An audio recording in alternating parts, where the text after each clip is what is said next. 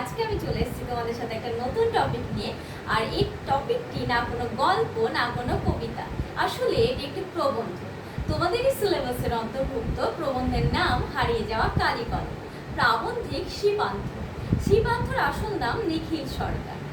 এখানে প্রাবন্ধিক এত সহজ সরল ভাষাতে এই প্রবন্ধটি লিখেছেন যে যে কেউ এটা শুরু থেকে শেষ পর্যন্ত পড়লে তার কিন্তু ভালো লাগবে। আর অনেক কিছু বিষয় যেগুলো আমাদের স্মৃতির পাতা থেকে কিন্তু তুলে ধরা হয়েছে।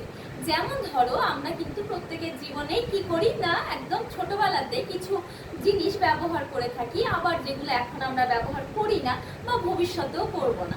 ঠিক তেমনই প্রাবন্ধিকের জীবনেও কিভাবে কালি ও কলম হারিয়ে গেল এবং তার সাথে সাথে নতুন কিভাবে জিনিসগুলো মডিফাই হলো, সেগুলোই কিন্তু খুব সুন্দরভাবে এখানে উপমার সাহায্যে তিনি তুলে ধরেছেন।